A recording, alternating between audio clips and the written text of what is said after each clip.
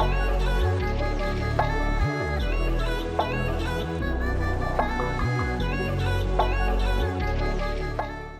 à tous et à toutes et bienvenue à bord. Aujourd'hui on se retrouve pour une nouvelle vidéo qui sera l'avant-dernière vidéo puisque c'est notre avant-dernier jour sur les vacances. Donc nous sommes aujourd'hui le 16 avril, donc hier on n'était pas le 16, on était bien le 15, c'est encore les vacances.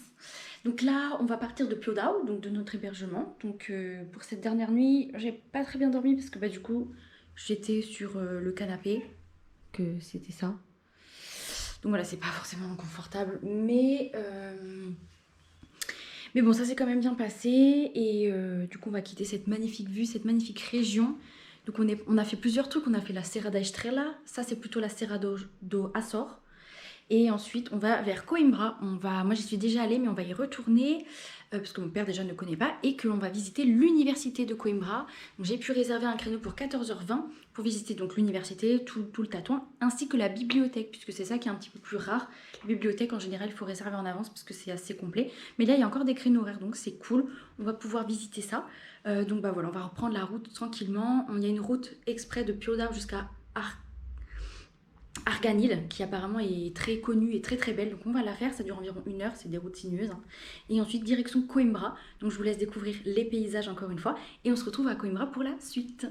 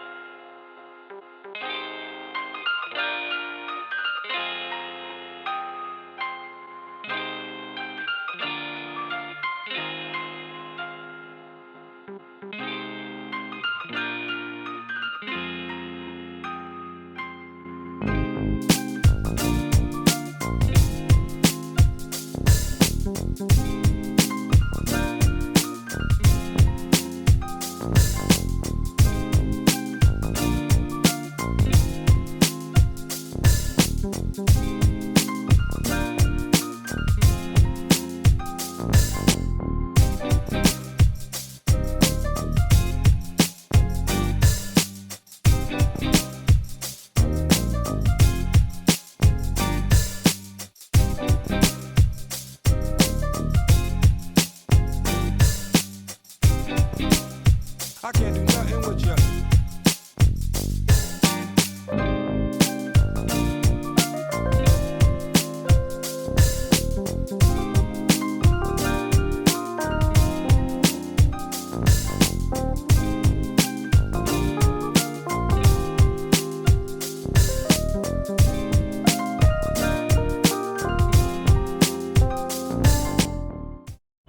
Bah, donc là on est en train de visiter l'université de Coimbra, c'est trop beau, on a une vue à 360 degrés, c'est la tour. Donc le billet d'entrée pour pouvoir visiter la bibliothèque c'est 12,50 € par personne. Il faut faire attention parce que la bibliothèque il y a des créneaux spécifiques et des fois c'est complet, et sinon sans la bibliothèque c'est un petit peu moins cher. Mais bon bref, c'est vraiment trop beau. Bah, voilà, je vous laisse profiter la vue et on se retrouve juste après.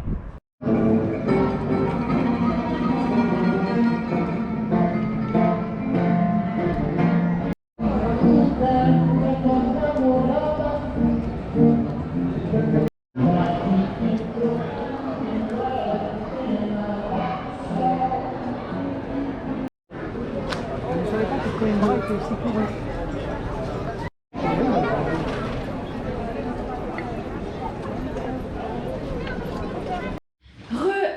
On se retrouve dans la chambre d'hôtel. Donc on est au Ibis Budget, donc Porto Gaia. Donc il se situe pas à Porto, mais il se situe à Vila Nova da Gaia justement, donc de l'autre côté du pont. C'était plus pratique puisqu'après moi demain matin je vais aller donc jusqu'à la gare routière. Mes parents vont m'emmener et eux ensuite ils vont déposer la voiture jusqu'à l'aéroport pour prendre l'avion. Et moi je vais rentrer du coup sur Lisbonne. Du coup c'est la fin des vacances, c'est la fin de ce périple.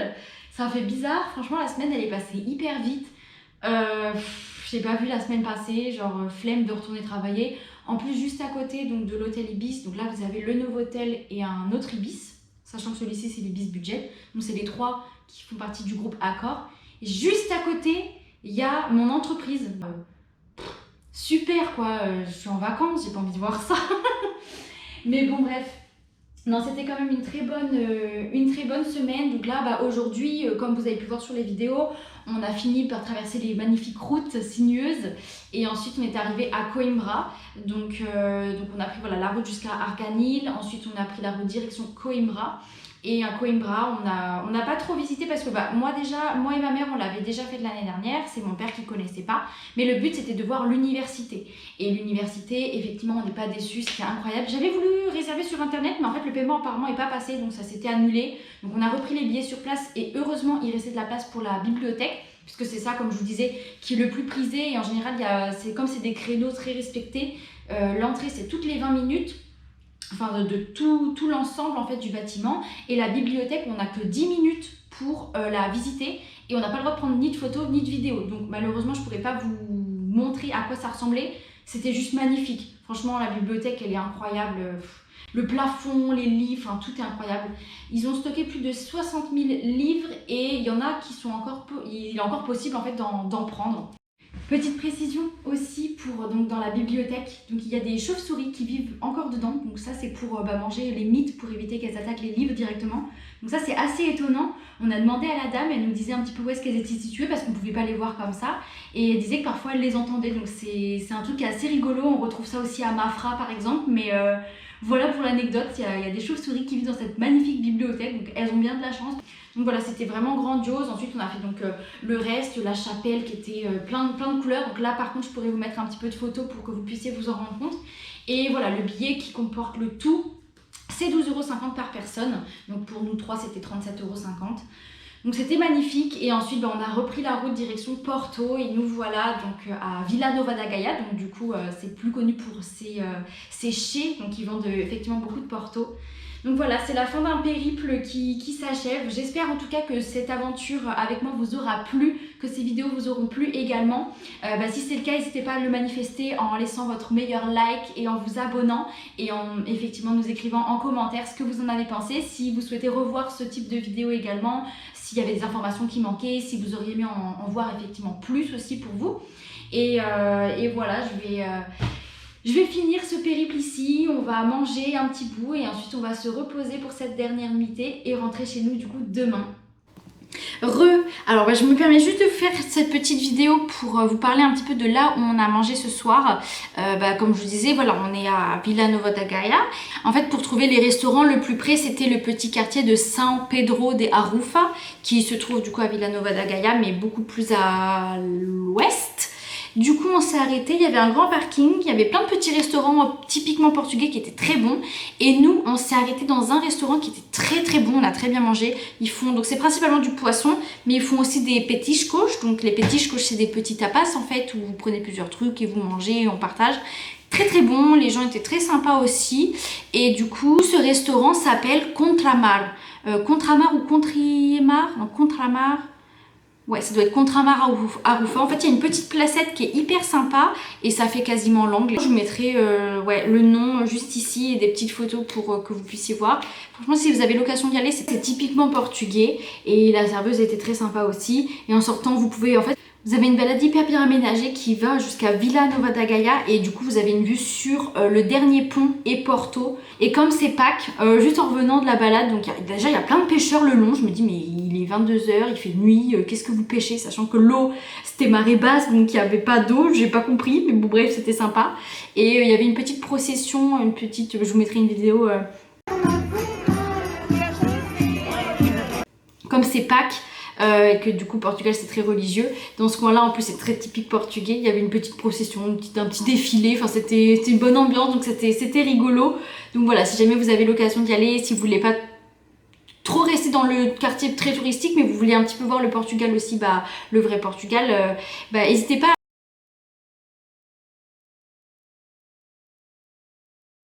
Bon, l'hôtel est relativement minimaliste, mais franchement c'est suffisant. Là, vous allez de toute façon voir la vidéo du room tour juste après, avant de terminer et clôturer cette vidéo.